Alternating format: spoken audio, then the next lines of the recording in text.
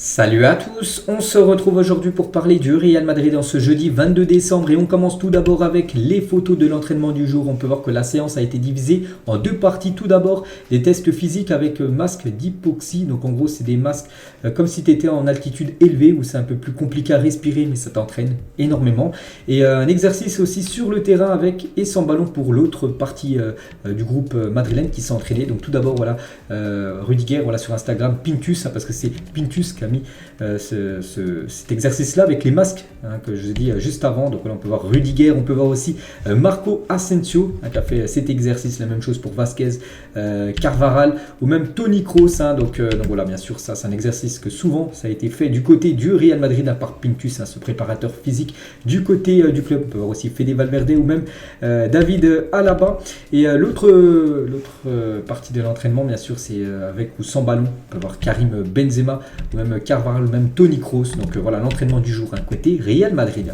Et concernant, tiens, encore un entraînement donc le lundi 2 janvier à 11h, donc voilà, dans à peu près une dizaine de jours.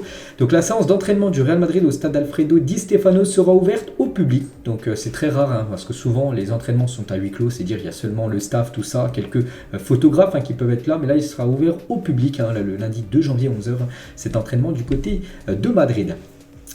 Donc je vais vous montrer aussi souvent cette info, je vais montrer là lors des 2 derniers jours, vraiment c'est le programme parce que là maintenant la Coupe du Monde c'est fini, on reparle quasiment que du Real Madrid et le championnat c'est pour bientôt, donc n'oubliez pas que le 30 on est le 22, dans 8 jours exactement, le Real Madrid jouera contre l'équipe de Valladolid, c'est à 21h30, voilà le 30 décembre, puis après il y aura un match le 7 janvier du côté de Villarreal, donc ça sera 2 déplacements, même un autre déplacement parce que la Super Coupe on a l'impression que c'est à domicile Real Valence, mais non, ça sera en Arabie Saoudite, cette Super Coupe, Super Coupe d'Espagne avec potentiellement aussi une finale, voilà, le dimanche après, puis après ça sera de nouveau encore un déplacement du côté de Bilbao, puis le premier match à Madrid au Santiago Bernabéu, c'est prévu le 29 janvier prochain, là dans plus d'un mois. Donc voilà, le programme du Real Madrid concernant ces prochains jours, voire prochaines semaines, et concernant ce Real Madrid Valladolid prévu là dans 8 jours, je l'ai dit. Donc normalement, regardez le 11 qui pourrait déjà être aligné voilà, concernant cette rencontre. De Courtois sera bien sûr au but, Carvalho, Rudiger là-bas et Mendy, milieu de terrain, Valverde, Toni Kroos, Ceballos, et en attaque, ça pourrait être soit Vasquez, soit Hazard, ça reste à déterminer, Benzema et Marco Asensio. Voilà, c'est cette team qui devrait commencer contre l'équipe de Valladolid dans à peu près 8 jours.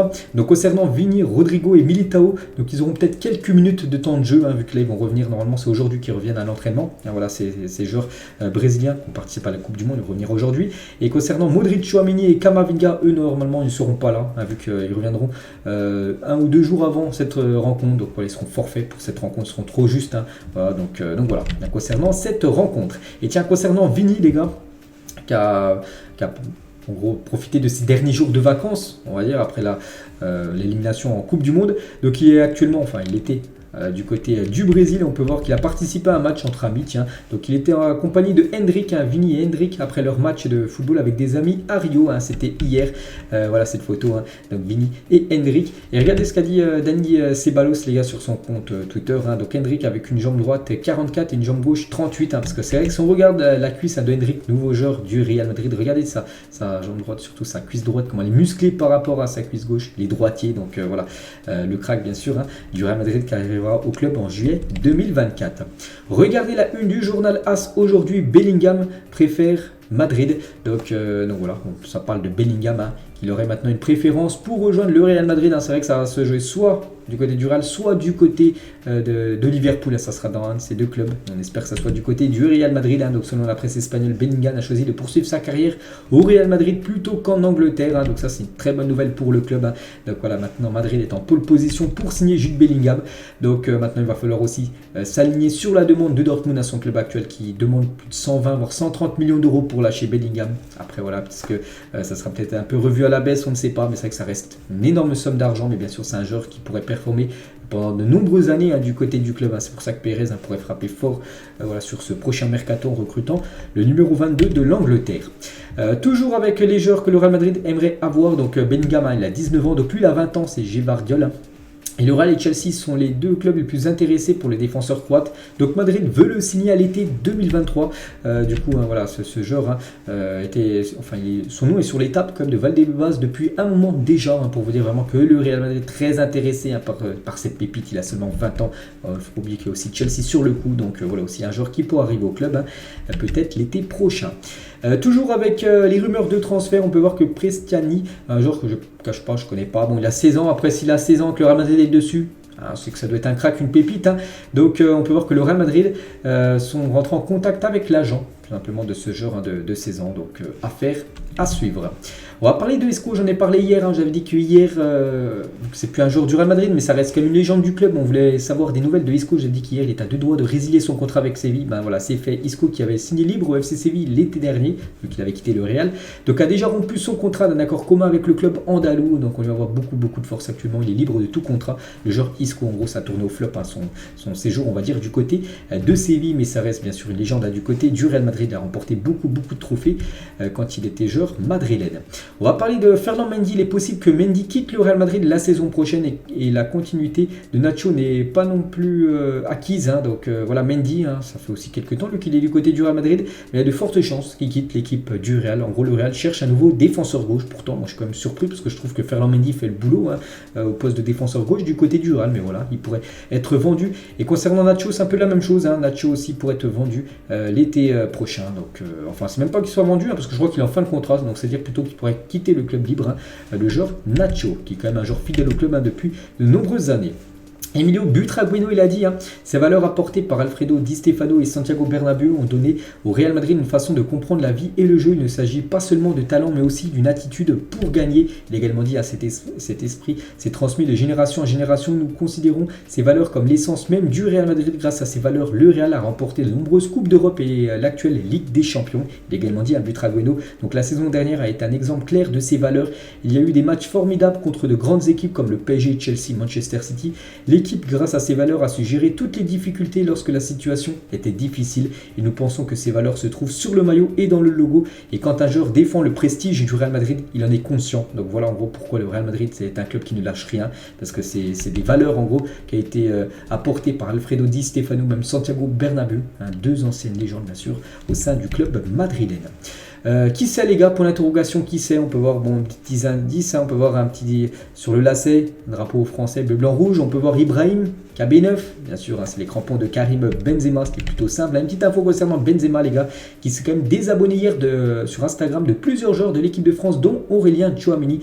Donc le Neveu reste abonné à Mbappé, Thuram, Raphaël Varane et Eduardo Camavinga. Sinon tous les autres joueurs, il les a unfollow, donc en gros il est su plus sur Instagram, dont Aurélien Tchouameni. Bon après je pense que ça a été une erreur parce que quelques minutes après, donc il a de nouveau follow son coéquipier Aurélien Tchouameni, donc je pense qu'il s'est trompé. Mais concernant Lloris, Griezmann, voilà, tous les autres joueurs de l'équipe de France, les a unfollow.